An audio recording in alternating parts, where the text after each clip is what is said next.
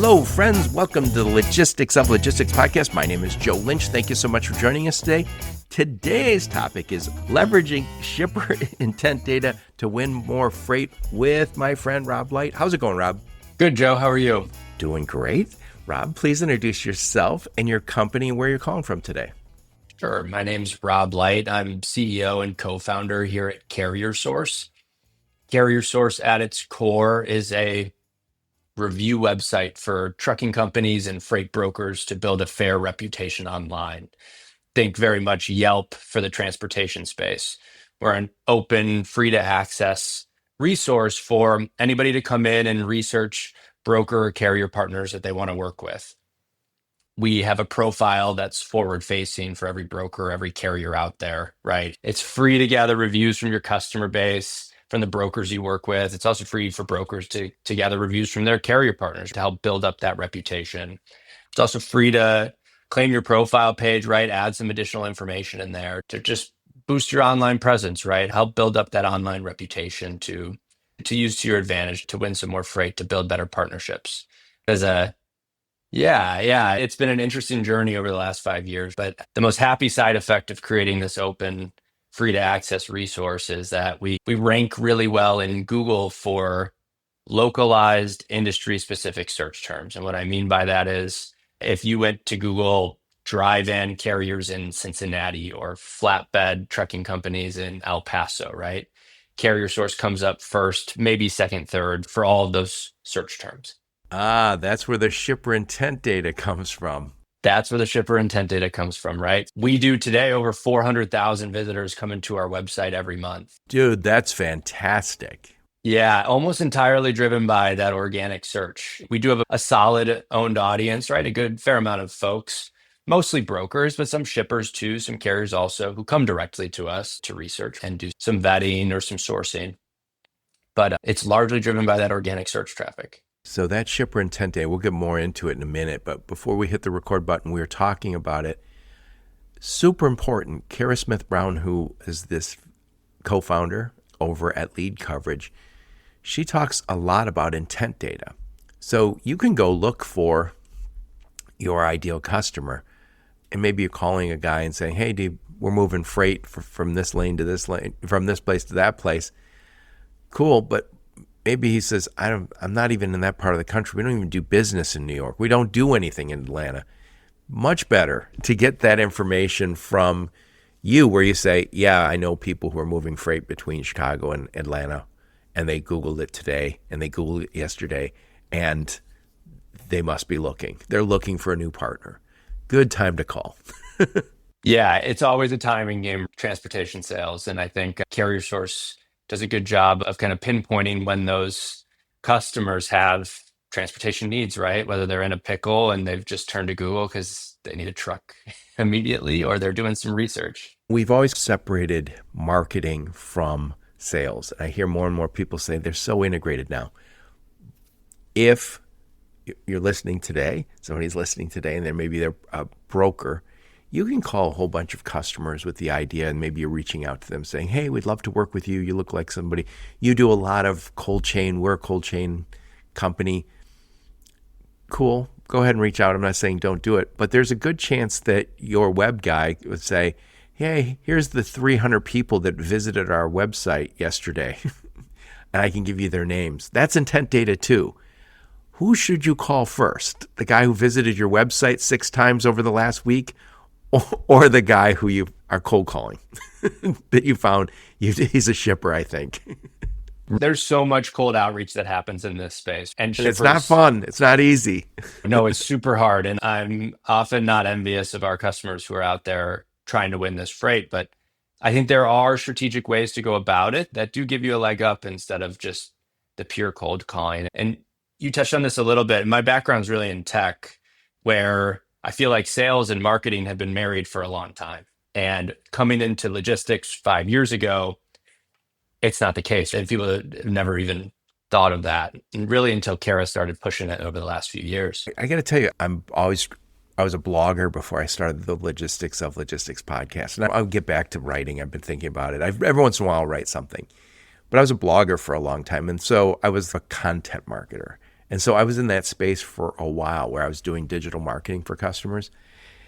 And this was probably 10 years ago. People were just really suspicious of it, where you say, you could write an article or I could write it for you.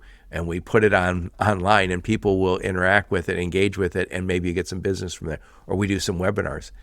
When I started the Logistics of Logistics podcast, I still was doing some digital marketing. And I remember people said, oh, I'd like to go on the podcast. I don't want to create any content other than that. And I don't want marketing. I want leads.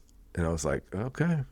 So I found it very difficult to convince people that you should spend money on marketing. I think the tech companies who came into this space said, here's what we traditionally spend on marketing. And it's a lot more than the logistics companies traditionally spend on marketing. Yeah. And early on, we really tried to get the attention of marketers in this space, the few that there are, right? Most companies rarely have a marketing department. Maybe it's one person who's in charge of internal communications, graphic design. And on the trucking side, it's very much driver marketing, right? It's driver recruitment. So it was really rare to find marketing teams that were actually going out and getting in front of shippers. It was foreign to most companies. I do think it's come along in the last year or two, but early on, it was a challenge to identify those folks who were actually doing that. Yep. So where are you located? Where's your company at? We're headquartered here in Chicago. Teams spread out, but most of the folks are here. I like it. Rob, tell us a little bit about you. Where'd you grow up? Where'd you go to school? Some career highlights before you started CarrierSource, and why did you found CarrierSource? What was the hole you saw in the market? Yeah, so I grew up in the Chicago area, just out in the suburbs. I went to the University of Illinois, so I've been Nice. around. I did get out for a little while right after school. I actually went and taught English out in Spain for a few years, and that was great. Fun. And then when I came back, I ended up working at a company called G2.com. I was an early employee there. They are the largest software review website out there. And so I got indoctrinated by this concept of reviews. I had an amazing experience watching largely smaller, mid-size software providers compete with the Oracles and SAPs of the world using the voice of their customers, right? Like leveraging these reviews and these online resources to win, to grow their business. And so I've since then, over the last 10 years, have just been very passionate about the ability to leverage the voice of your customer, right? And I got to learn from some amazing entrepreneurs there. I got to watch it grow over 5 years from 20 people when I joined to 400 people when I left. And around the time of one of our later funding rounds at G2, I had a buddy here in Chicago who'd been a broker, of course, as like most of my friends were in Chicago at one point or another, come to me and say, hey, G2's raising a lot of money. What exactly do you do? And I explained, we collect reviews of software products so buyers understand what they're purchasing. And he was like, man, if I had reviews of carriers, my life would be a lot easier. And it stuck with me for a long time. But I think what convinced us to stand up CarrierSource was talking to the other side of the market as well. Like it was clear brokers needed some further transparency on carriers, but we realized that carriers really had little on or no online presence, especially small fleets and owner operators, right? 85% or so didn't have websites. The only reviews that they could get were inherently negative. And we realized that this Yelp, G2, Glassdoor business model could really benefit both sides of the industry. I love it. So when did you start?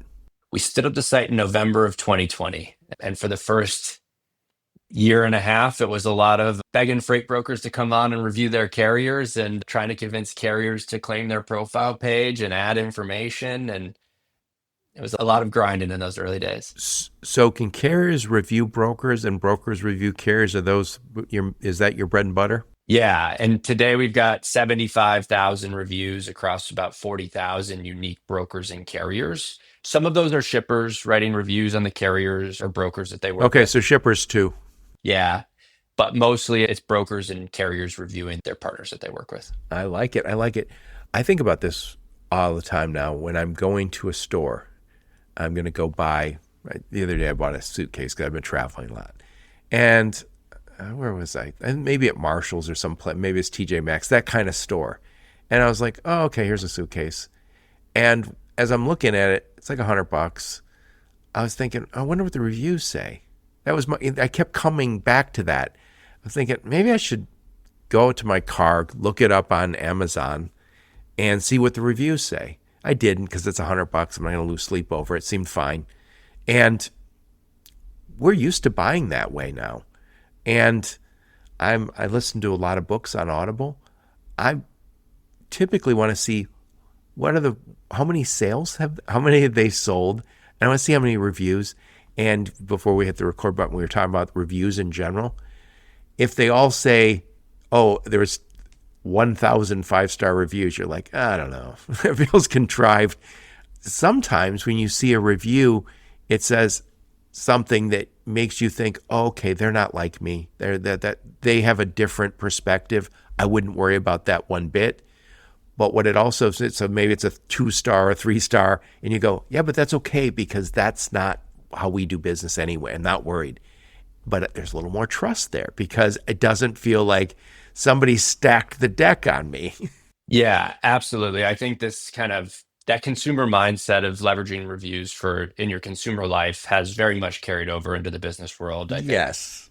I think people's natural reaction that we benefit from that has been driven by their consumer habits is turning to Google, right? It's the first thing you do when you're trying to look something up, or maybe now it's ChatGPT or something like that. But it's turning to a search engine and it's reading reviews from your peers and using that as influence on your decision. And when we were at G2, we did so much research on what does a trustworthy profile look like. And it's not 100 5-star reviews, like you said, right? Like that. It's if you've got 85 5-star reviews, 10 4-star reviews, three 3-star reviews, and one star review, that's a very trustworthy profile. Yes. And what you described there, where we do something with our technology in our personal lives, and then we bring that mindset to our business life. Somebody described that on my podcast as consumer grade technology. When I use Lyft has a certain feel. If there was 2 extra steps, maybe even if there was 1 extra step, you go, oh, I don't use Lyft. It's a pain in the ass. 1 extra step. It's so intuitive. Few conference, maybe a year ago, I was like, oh, I need to get a Lyft. I need to update the app. Okay, so I'm updating the app. Thought, oh, this is going to take 10 minutes. Nope, happened in a minute. And then, oh, my credit card expired. Okay, I got to put a new credit. Oh, this is going to take forever. Boom, happened fast. And I was like, yeah, we're used to that now. We're used to our buying decisions having reviews. And right now, in our business, we have a lot of freight fraud. We have a lot of cargo theft. We have a lot of cybersecurity things. We need more than ever to have reliable partners. And it's not always, let's just say for a minute that without your wonderful service, what were people doing before to find the right partners? Yeah, when we started it in 2020, there was a few compliance tools that were out there, some legacy ones, right? I think Carrier 411 was probably still the biggest compliance solution at that point. And most of the carrier reps at brokerages that we talked to were using that as a sourcing solution, and it really wasn't built for that. Carriers had little to no information on the broker partners that they were working with outside of how big is this broker, which then muddies the waters even more because you don't know who the individual rep is that you're working with on the other side. So there was no kind of transparency into who these partners were. Yeah, this is just the tribal knowledge, just relationships, calling a buddy. Hey, I hear you're a carrier looking for business, and I have a friend who's a broker. That kind of, which worked, but it doesn't work as well as going to the boss and saying, I found a carrier that seems to get a lot of good reviews, and they work in our lanes. Yeah. And since then too, especially over the last few years, the highways, the CarrierSource of the world have come on to the scene. And I think that they've done an incredible job of helping with a big piece of the compliance puzzle, right? To help prevent fraud and ensure that their carrier identity is who they say they are. But I think at the end of the day, CarrierSource fits into all of that by helping those good carriers really stand out versus being like they're good to work with. Okay, that's good to know that they're compliant and they are who they say they are, but are they good at what they do? And I think that's where the reviews from peers really come into play. Yeah, Rob, there's something to be said for finding your people. Sometimes there's somebody who's perfectly fine, but for whatever reason, culturally or just who knows why, it's not a good fit. And I always say to people, we've all had jobs where you got there and you were like right away, like you fit culturally, whatever. It's hard to describe, but we all have to find our people in this world. And your people want you to do well. They're fans of yours. They want to see you do well and they want to help you do well. And then there's the rest of the world that says, yeah, Rob's okay. I don't care. He's okay. No opinion. I don't want that. And no, it's a really good point, especially from the broker to carrier relationship side of things. I think early on when we were looking to stand up the site, we talked to a ton of different carrier sales reps, and they all said, why would I share who my best carrier is? Not 8 out of 10 of them would say that, but then the 2 out of 10 would say, I want to I want my good carriers to do well. Like I have a close relationship with them. If they're doing well, that means I'm doing well. And we realized that those 2 out of 10 carrier sales reps were very often the highest performing carrier sales reps. They were the ones that were doing really well, that were making long, successful careers out of it. And it was because they were building genuine relationships. And I think we weren't deterred by those 8 out of 10 who were getting by, right? We focused in on that positive nature. That is a zero sum game. That's a win lose kind of perspective. If you win, I'll lose. And you've heard probably the same thing. Anyone who knows a handyman who's really good and does something at your house, when somebody else says, "Oh yeah, I just need a handyman," you're like, "Oh, should I even say anything?" Yeah, Ooh, yeah. what if they have a ton of work? What if they've introduced him to a whole bunch of guys? I'll never see him again. Another way to look at it is, hey, that's my friend. I want him to do well. And hopefully we're good enough friends that he'll continue to take my phone calls. I know handymen get busy, but he will remember I gave him a few good leads. We deal with it now with babysitters, right? I'm always asking my friends, I got a 3-year-old and a 1-year-old. Who are you using for babysitters now? They're like, I'm not telling you that. And Oh, that is a tricky one. I remember when my kids were little, we had a babysitter, and then she had a girlfriend they were both great. And our neighbors had kids about the same age as us, but they never would use babysitters. And my wife said, you two should go out more. You should get a babysitter. And then after a while, we found out that our neighbors are now going out a lot because they have babysitters that we're sharing. And worse yet, they plan really far in advance. So we're like, how about 2 Saturdays from now? Are you? Oh, man. Yeah. Another horrible part of that, I remember my then wife said, hey, you need to go to that bus stop. It's right down the street, and you need to ask teenage girls if they want to babysit. I go, no, I am not going to be the guy waiting by the bus stop talking to 13-year-old girls. I just feel like that is going to get me in a little bit of trouble. This is somewhere where you have to do it. yeah, not a good look. Hey, little girl, do you like to babysit? Anyway, switching gears. So you help carriers and brokers and sometimes shippers find reliable partners. And through these reviews, is there a price for using CarrierSource? So no, if you just wanted to gather reviews, if you just wanted to claim your profile and add some additional information, it's free to do all that. It's free to ask your good customers to come in. It's free to ask your carrier or broker partners to come in and leave those reviews. We do charge for some premium marketing services on top of that. If you wanted to have a branded profile, that's an additional fee. So you can put a nice banner image across the top. You can add sales marketing materials to the profile as downloadable content. You can add photos. We also allow you to advertise throughout CarrierSource. So we do 400,000 plus visitors a month. It's a great opportunity to get the brand Nice. out there. And then you can also take license over those reviews as well. And so you can make your own sales materials, marketing materials will help you make those materials, right? With your reviews, you can embed them on your website. You can do a whole slew of different things from that perspective.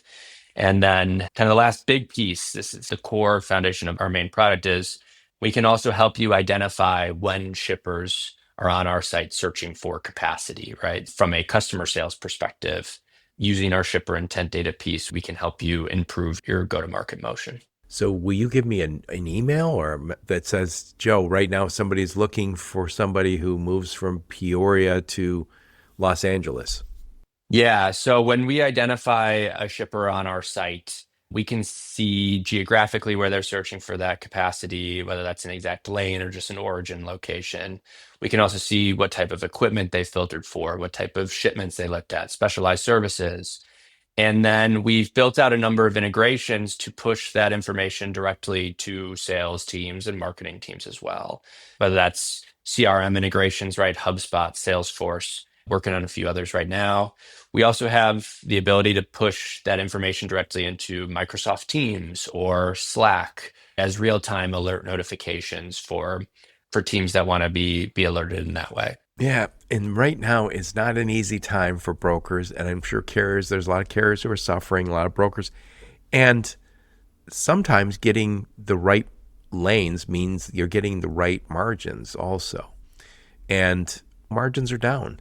And this is intent data. So that's obviously the name of the topic today, leveraging shipper intent data to win more freight.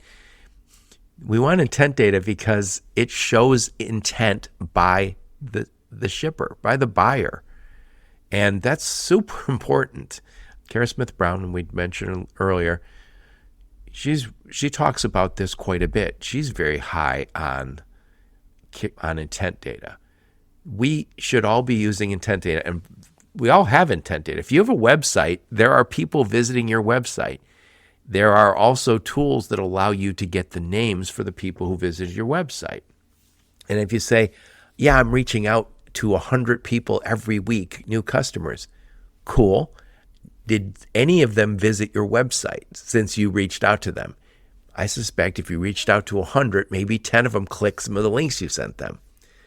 There's other people who you haven't called who somehow got to your website, and you can get their names, you can figure out what companies they're at, and you can reach out to them. I'm going to suggest that calling those people is a better opportunity than calling the guy who hasn't heard of you. I'd rather talk to the guy who, again, hit my website 6 times in the last week. I use the CRM. I use Pipedrive. I like it. What's interesting is every once in a while you'll send an email and you go, yeah, they looked at it 142 times since yesterday. Yeah. What the hell is going on here?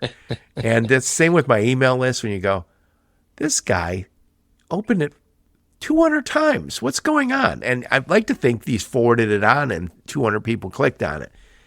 That data is out there, and we should be leveraging it. We should leverage intent data. There's the intent data from your website. There's intent data from third parties like CarrierSource, and it is super valuable. Yeah, and I think CarrierSource differs a little bit. It's obviously very industry specific to our space. And then there's the kind of broader third-party providers, the Sixth Senses, the Zoom Infos of the world. And I do think most of those do a pretty good job, generally speaking, but they're aggregating a lot of kind of broad information, some high-level information across the internet. CarrierSource, it's not even third-party, it's second-party intent data for our customer because it's first-party for us. Okay, yep. Zoom Info is the third party, the Sixth Sense, those are third party. Exactly. And if they make it to CarrierSource, they clearly have a problem, right? And if they take additional steps, they click more filters, like no one in their free time is just looking for flatbed carriers in El Paso, right? And trying to find which ones will go to Chicago. So it's definitely more bottom of the funnel, I think, than some of those other providers out there. I think your website is as bottom of the funnel as it can get. But outside of that, I think we kind of live in that middle of the funnel versus the high level. So I think this is a new concept for a lot of people. So tell us what's first party intent data, second party and third party intent data. So you just give us that definition real quick. Yeah. So first party intent data was a lot of what you were talking about, right? So did they come to your website or your LinkedIn? Or your LinkedIn? Are they researching you directly? I think this second party intent data it's very literal, right? We're giving it to our customers. It's first party for us. It's second party for them. And then third party is kind of those Sixth Senses, Zoom Infos of the world that are aggregating a wide range of signals from across the internet. But they could be as broad as somebody Googling what is a freight broker versus narrowing down to your transportation or logistics company or researching for partners on CarrierSource. Yeah. It's interesting because podcasts, people listen to podcasts. So when somebody says to me, and we don't all get good information from who's listening, I think we always have hopes that we're going to get a little better at it. They'll tell you male or female. You're like, oh, okay, not super useful. We can get the country. Okay. I have a large audience outside the U.S. I'm fine with that. But what I want is who actually listened. And I think there's reluctance on everybody's part to give that because you go, I want to listen to stuff without it becoming a sales call. I'm looking into Rob Light, so I saw a podcast, or I'm looking to CarrierSource. I saw a podcast, and I heard Rob Light talk about CarrierSource. I'm still anonymous. If I feel like sticking my head out, I can. I can go to Joe's show notes and click on his LinkedIn and follow the company, maybe even reach out. We hope that works. That is the dark funnel. You guys are, the dark funnel is what is happening in many sales now. So if you're looking to go on a trip, you used to call it travel broker, a travel agent. Not necessarily anymore. You Google for a long time looking for potential trips. Same if you're going to buy a new car. You don't get in the car and go to the dealership. There's intent data out there that somebody today, right now, is looking for a car in a specific city. And what's really valuable is to say, ooh, I got that search. I got that guy. Yeah, and we only identify 40% of the traffic that comes to CarrierSource. So a majority of those 400,000, right, are still dark to us. That's our job, is So trying you're to working unlock on that it. 60%. Yeah, exactly. When I talk to you next year, you'll go, that's 60% now. Yeah, Joe. yeah. We've got some ideas, right? Yeah, we're getting better at it. And one of the things we've always done to identify who comes to our website is, hey, identify yourself, get on our newsletter or download our white paper. I'll give you $100 if you do this. You can win $100 if you sign up for our prize. We're trying to create an incentive, but a lot of people stay in the dark funnel deliberately because there was enough time where they said, I got on their email list and I didn't want to. Now I'm getting too much from them. But you can't blame the sellers for chasing buyers. This is a better chase because they're looking on your site, or not on your site. They're looking online and it's coming to you because they have a problem. I'm not Googling flatbed, to your point, because I enjoy flatbeds in Texas. I need a flatbed in Texas. And that's a question we get often is like, why are these shippers searching? And I think there's a few different reasons to that, right? One being, especially if you see a one-off search on our site, I think most often it's their current providers falling off, right? Maybe it's a hard lane and they're scrambling. They're looking for reefer carriers from Rio Rico to Cheyenne, right? Which is everybody. And they've turned to Google because that's what our consumer behavior is, where we start. I think there's other times where they're doing due diligence on new lanes. They've got a new customer themselves. They're standing up a new DC or manufacturing facility and they've got to find some new carriers in the area. And then lastly, they're running bids. Maybe it's a mini bid, maybe it's an annual bid. Maybe they're looking at all these different carriers and brokers doing their due diligence to determine who they want to invite. Yep. Rob, we've had inefficiency. Every business, every transaction has some drag, some inefficiency. We've gotten a lot more efficient with all the tools that are out there, the cargo chiefs, the parades, the carrier vetting. It's just better. My Carrier portal. These are all great tools. But what we still find in a lot of cases is we're not working as much with the carriers that we say we prefer as we think we should. And maybe that's because they don't have the capacity. Who knows what? There's a million reasons. And so we find ourselves using load boards. I heard somebody say to me the other day, everybody says things like, oh, I don't want to use the load boards. But the load boards do an enormous amount of business for a reason. Everybody is paying for a load board because they need a relationship. They need a partner. And we're pushing more and more inefficiency out of the space, and the way we're doing it is by discovering reliable partners on places like load boards. But this is an alternative to that. I don't have to necessarily go to a load board. I can go over to CarrierSource and say, I'm going to look for some reviews on people who do my lane all the time, or people who ship that lane all the time. This is good stuff. Yeah, I think load boards have their place. Obviously, they can do, like you said, an enormous amount for their customers. And most of our customers do use load boards in addition to CarrierSource. But we've got one in particular that really stands out to me where they don't post any of their freight to any load boards. And they do tend to leverage CarrierSource a lot. And I think when they started their business, they started it on that ground of, we're not going to post any freight. We're going to build relationships and figure it out and make it happen. And they've done that. Yeah. I've always used it when I was still doing logistics rather than just talking about it. I remember my instruction to my team was always like, yeah, use the load board. We use DAT. They're great. But I would always say, build a relationship. I don't want this to be a one-off. This is a relationship that should be ongoing. We'll come back to DAT and do some more business with them later, but I want a relationship. If we're going to do that lane a lot, let's have people who can help us move freight in that lane. Yeah, and that's our goal really at the end of the day, is to help those folks connect and make those relationships that move their business along. I think it's kind of the one common thread throughout all of this, right? It's helping those carriers, whether they're small carriers or big carriers, find brokers that they want to work with, shippers that they want to work with, right, to build those relationships. Same goes for brokers, right? Helping them find good customers, helping them find good carrier partners, and shippers too. And then the last side, right? Helping them find the right partners to move their freight. I think that's the one common thread that we've always seen, is that we hope to help them build the right relationships. I love it. I love it. So if people are listening today and they say, Rob, this sounds great. It's just one more thing I can do to make my life a little easier. They can go on for free and see the reviews. So that's free. Now, there is a premium that you can get if you want to spruce up your profile, if you want to advertise. Not a bad idea when there's 400,000 views per month. It's a good source, a good place to go to, and a good place to advertise. That intent data, I suspect that is very valuable to people listening. How do I get that?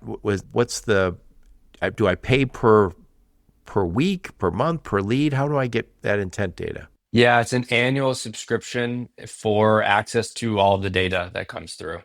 We work really closely with our partners to really narrow in on their ideal customer, right? We follow Kara Brown's playbook very tightly in our customer success, right? But it's an annual subscription. There's no seats or anything like that. We help set up those integrations so that data pipes right into your sales team and they can act on it quickly and efficiently. I like it. Wait, I don't want to put a cost on this today just because it might change over the next 6 months when somebody's listening. But I take it there's a good ROI on this? Yeah, we've seen a good handful of our customers see sometimes enormously outsized ROI. We've had one customer who was able to identify an industrial HVAC company that was moving oversized heavy haul loads from Texas up to the Pacific Northwest because they were working on data center build outs, all the boom right now, everybody. They're building those enormous data centers and they were moving in some of the cooling systems for those. And they were able to see, they were awarded $5.5 million in top line. And they only paid you about 10% of that, right? Oh, considerably less. In hindsight, it should have been 10%, but no, so that's just one example of just some really outsized ROI for that customer. And we've got others who, in the first 6 weeks of using CarrierSource, acquired 6 new customers, not anywhere towards that size, but nonetheless, quick ROI there. Yeah, I feel this way about what I do. People come on my podcast and then they say, oh, I got business right away from being on your podcast. And I was like, it was an hour and a half. That was what it took. And I think we're all going to have to continue to grind and make the phone calls and send the emails, do all that stuff. But this is a little bit of a cheat code here. And also, cargo theft is a problem. So is freight fraud, still out there, and cybersecurity. And I think the people you talk to, the people you build relationships with, are the ones who are never going to do that. If you say, I talk to Rob every week on the phone, He's probably not going to rip me off for something. So we need to continue to use all the cool technology out there to prevent all the bad stuff, but we also need to start partnering with the right partners, the reliable partners who move freight in our lane. And that just makes sense. Oh, before I forget, Broker Carrier Summit, that is also what they do. And I know we'll both be down in Orlando in next week, I think. So talk about that conference and why the Broker Carrier Summit is so important to you. Yeah, when I first came across the Broker Care Summit, I think it was their second one back in Tampa. I started reading about it and it really fit what we wanted to do. We wanted to help carriers and brokers build strong relationships. And early on in CarrierSource, we talked about maybe one day we'll have an event where we invite brokers and carriers and they can connect in person. And then the BCS was already doing it.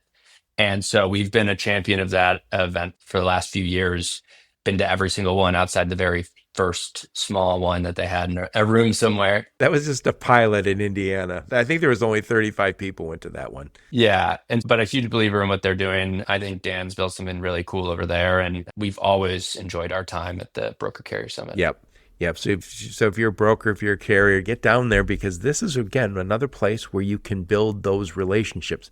Somebody who invested the time in going to this conference and wants to understand what do brokers really want? That's the kind of carrier you want to work. And vice versa, when you're a carrier, I want to work with guys who go to the Broker Carrier Summit because they are down there to understand what are the challenges for the carriers experience and how can I be a better partner? How can I find people who get me? Right? This is a little bit of dating. This is Match.com for carriers and brokers. And I think they've created a great thing, and I'll see you down there in Orlando next week. Anyway, I'm going to summarize what we talked about, and then I want to get your final thoughts on the topic. So I'm talking to my friend Rob Light. We're talking about leveraging shipper intent data to win more freight. Guys, what we're talking about today is the future of sales. Kara Smith Brown's been on my podcast. Last time we talked was probably 6 months ago, 8 months ago. She talked quite a bit about intent data. When Kara's talking about it, it's something you should pay attention to. So what CarrierSource is doing, Rob and his team, is they are started off with basically Yelp reviews for transportation. So mostly brokers and carriers, so they can give 5-star, 4-star, 3-star, and hopefully no lower than that reviews to the people they're working with. And you don't necessarily have to put your name on there, but I know you guys also check because you don't want a whole bunch of bad stuff happening where somebody's trying to destroy somebody's reputation. But this is a place to find reliable partners. And you can look and say, oh, okay, there's 60 reviews, and most of them are very positive. And here's some nice comments. And I know that guy here. So you can start to say, this is the way to go find good partners, whether you're a carrier, whether you're a broker, or in many cases also shippers. And what Rob and his team found out, a happy accident, was they have intent data. Second party intent data. They can tell you who's looking for what lanes.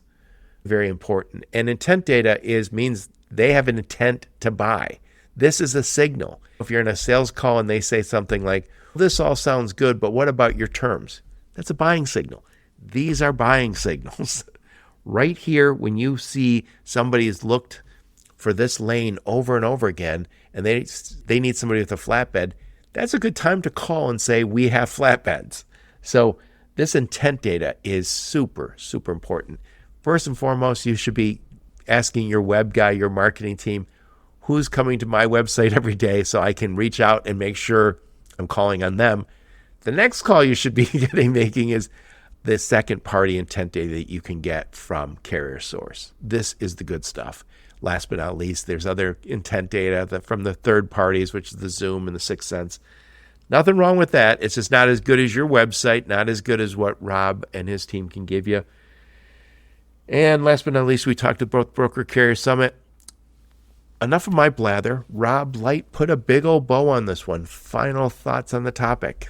Yeah, I think, like I said earlier, when we set out at the very beginning of this, we wanted to help folks build good relationships with the high performing partners that they had available to them, right? Originally, that was brokers finding good carriers, finding good brokers. I think what we've built today does that in a very easy, most of the time free, streamlined way, leveraging the voice of their current customers, their current partners. I think that has carried over tremendously with our shipper intent data too. And at the end of the day, we hope that tool helps brokers, carriers build those strong relationships with shippers that they want to work with, right? That where they can help drive each other's businesses from that standpoint. And if we can help those sales teams focus their time, save their energy, make less of those painful cold calls that are completely irrelevant to them, if we can help them close business faster, which we're seeing with our customers, I think we're ultimately still achieving that same goal in a very cool way. I love it. I love it. So if somebody wants to reach out and talk to you, I'll make sure I put a link to your LinkedIn profile, link to your website. Any of the links you and your go-to-market team give me, I'll put in the show notes. If somebody's listening and they say, I want that intent data, I want it right away, how long does it take to get set up with CarrierSource? We have a 30-minute onboarding call, and most of the time it doesn't take that long. We work very closely with our customers to set up those integrations, to get it live. Actually creating the sync only takes a couple minutes, right? It's more about understanding our customer's business, how this data fits into their current process. That takes a little bit to iron out, but it's a quick turnaround. So if anybody does want to reach out to me directly, they can. It's just rob@carriersource.io. I'll put the information in the show notes so people can reach out and talk to you. And you can't guarantee them a $5 million line of business, but it could happen. And you're not paying that much money to get this. This is a no-brainer. If you want to get to the margins that you want, and again, I think when the carriers and brokers, that means you got to find the right people, the people who appreciate you. Those are your fans. Your fans don't look for discounts from you. They want you to succeed. And I think we got to find our people. I don't think anybody wants to be treated like a commodity. Your people, your right customer, the people who, I used to have a boss who used to call it, we worked in an engineering company, and he said, I only want to work with right thinking guys. Thinking gals, I guess, would be appropriate too. Meaning they understand product development like we understand product development. They get it. They want to work the way we want to work.